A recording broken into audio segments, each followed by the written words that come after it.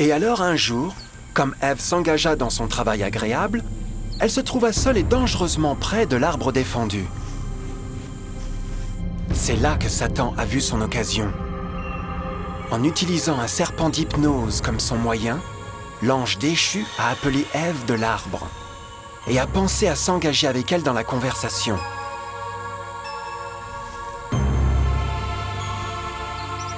Ces mots charmants ont été soigneusement calculés pour inspirer une méfiance envers Dieu.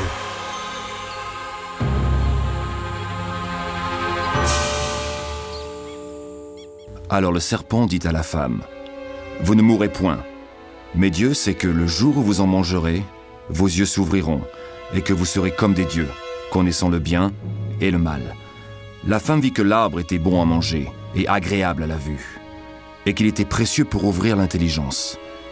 Elle prit de son fruit et en mangea. Elle en donna aussi à son mari, qui était auprès d'elle, et il en mangea. Tragiquement, comme Ève écoutait la douce voix soyeuse du tentateur, elle commença à avoir des doutes sur la parole de Dieu. Le serpent l'avait séduite avec la promesse de renforcer le pouvoir et la sagesse. Elle l'a trouvé séduisant. Après tout, le fruit avait apparemment donné au serpent la capacité de parler. Quels autres pouvoirs pourrait-il lui donner? Et alors, bien qu'elle venait juste de rencontrer le serpent, elle eut confiance en ses paroles au-dessus de Dieu, qui l'avait créé et lui avait fourni sa maison au paradis. Donc, Ève a mangé le fruit interdit. Et peu après, a persuadé son mari pour en faire de même. Adam aurait pu choisir de rester loyal envers Dieu, mais il a mis son amour pour sa femme au-dessus de son amour pour Dieu. Comme nos premiers parents ont donné leur allégeance à l'ennemi, la dominion de la terre a été revendiquée par Satan. Vous le savez bien, si vous vous mettez au service de quelqu'un pour lui obéir, vous devenez les esclaves du maître auquel vous obéissez. Personne ne peut servir deux maîtres. Ce monde deviendrait maintenant le champ de bataille final entre le bien et le mal. Et les cœurs de chaque homme et femme deviendraient le prix. Peu, Adam et Ève avaient réalisé à ce moment-là, mais leur seul moment de méfiance et de défi ouvrirait les vannes de souffrance sur des millions d'individus pendant des milliers d'années.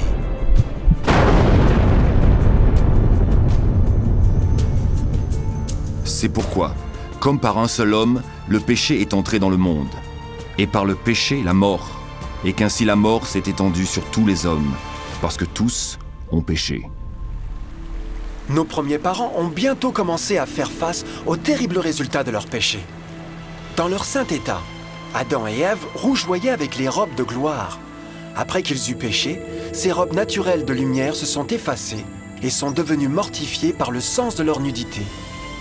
La honte et la crainte ont remplacé leur joie et paix, et ils ont cherché à couvrir leur nudité de feuilles.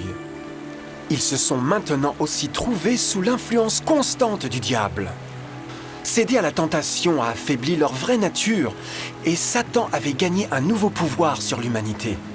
Le peuple ne pouvait plus résister aux tentations du diable par leur propre force. Finalement, et le plus terrifiant, ils se sont trouvés vivant sous une menace de condamnation à mort. Dieu les avait avertis que la désobéissance apporterait la mort. Ils avaient déjà éprouvé la mort spirituelle. Combien de temps faudrait-il pour qu'ils souffrent de la mort physique aussi bien? À ce point, leur avenir ne tenait à rien qu'obscurité et désespoir.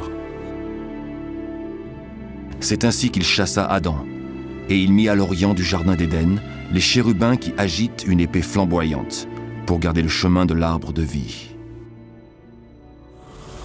Tout comme le péché avait causé l'expulsion des anges déchus de leur maison céleste, maintenant, à cause de leur désobéissance, Adam et Ève furent chassés de leur maison du jardin au paradis. Tout autour d'eux changeait rapidement, et l'humanité s'est trouvée susceptible au chagrin d'amour, maladie et finalement la mort. Même les animaux et les plantes ont été affectés par l'épouvantable malédiction. Les épines et les chardons apparurent maintenant sur des arbres et des fleurs, et les animaux qui autrefois étaient doux ont commencé à tuer et à se dévorer. Le pire résultat fut que le péché avait séparé l'humanité de Dieu.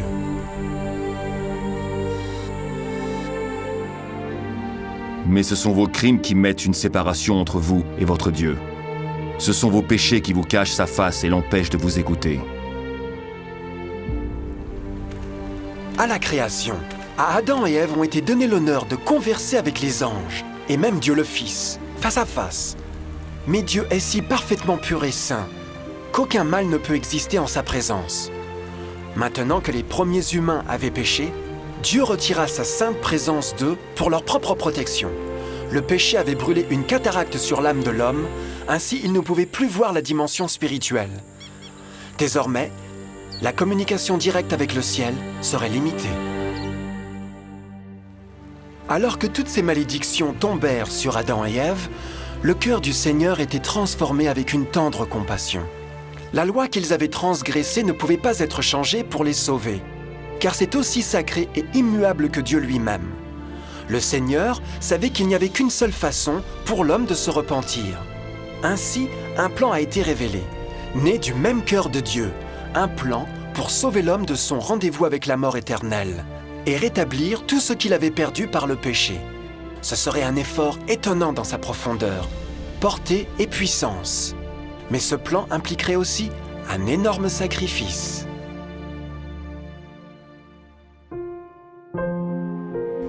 Voici comment Dieu a manifesté son amour pour nous. Il a envoyé son Fils unique dans le monde afin que nous ayons la vraie vie par lui. Et l'amour consiste en ceci. Ce n'est pas nous qui avons aimé Dieu, mais c'est lui qui nous a aimés. Il a envoyé son Fils qui s'est offert en sacrifice pour le pardon de nos péchés. L'Écriture sainte enseigne clairement, dans Romains 6, 23, que le salaire du péché est la mort. La loi brisée exigeait la vie du pécheur.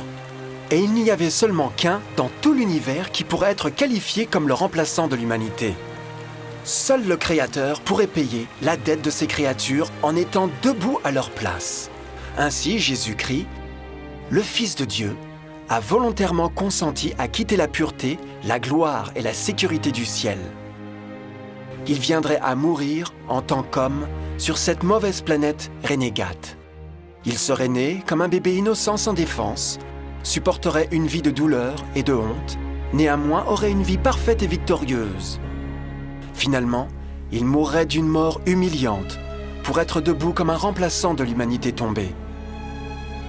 Par son sacrifice, on pourrait étonnamment offrir à l'humanité encore une chance à la vie éternelle. Son sang fournirait la rançon pour le monde qui aurait été enlevé par Satan. Ce merveilleux plan de rédemption a été graphiquement illustré dans le système de sacrifice animal ordonné par Dieu après la chute de l'homme. Le Seigneur avait averti Adam et Ève qu'ils mourraient le jour où ils mangeraient le fruit défendu. Aussi, comment se faisait-il qu'ils sont restés en vie? La Bible nous dit que sitôt après leur péché, Dieu a fourni vêtements pour eux en forme de peau animale. C'est digne de remarquer que l'Apocalypse se réfère à Jésus-Christ comme l'agneau tué dès la fondation du monde. Ceci indique qu'un agneau a été tué ce jour-là pour empêcher leur mort immédiate. Par la foi, dans ce sacrifice, leur condamnation à mort a été symboliquement transférée d'eux à la créature innocente. L'agneau était bien sûr une représentation de Jésus. Et alors, une lueur d'espoir est subvenue dans leur situation apparemment sombre et désespérée. Par le repentir et la foi dans le sang du Messie à venir, n'importe quel homme pourrait de nouveau devenir un enfant de Dieu. Mais en dépit de ce plan merveilleux, pour l'instant, Satan avait toujours dominion sur la terre. Et donc la vie sur terre ne serait pas toujours facile. Vous aurez des tribulations dans le monde, mais prenez courage, j'ai vaincu le monde. Beaucoup se demandent naturellement pourquoi un Dieu d'amour et tout-puissant permet la douleur et la souffrance dans notre monde d'aujourd'hui. Mais il est clair dans la Genèse que Dieu nous a jamais destinés à connaître la douleur et les épreuves de cette vie. Comme elle est venue de la main de Dieu, la terre fut un merveilleux paradis.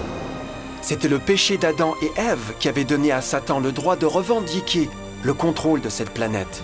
À cause de leur choix tragique, le diable et ses favoris ont gagné le pouvoir de tenter et torturer les gens, en affligeant la maladie, la douleur et la souffrance. Peut-être une meilleure question serait: pourquoi Satan n'a pas le plein contrôle de l'humanité? La réponse est Jésus-Christ. Vous pouvez déjà vous rendre compte que la mort de Jésus sur la croix a fourni à chacun d'entre nous l'occasion d'être sauvé. Mais en réalité, il fait beaucoup plus que cela. Quand le Sauveur a offert sa vie pour racheter la terre, cet acte imposait des restrictions sur le contrôle de Satan sur l'humanité. Satan ne pouvait pas forcer notre volonté, et son pouvoir de nous nuire serait limité. Le sacrifice du Christ nous a aussi apporté un temps de probation, où nous pourrions voir par nous-mêmes la différence entre le gouvernement de Dieu et Satan, pour ensuite décider qui nous serviront. Finalement, grâce au sacrifice désintéressé de Jésus, le royaume de Satan aura une fin, et la terre sera un jour rendue à l'homme plus merveilleuse qu'elle n'était au commencement.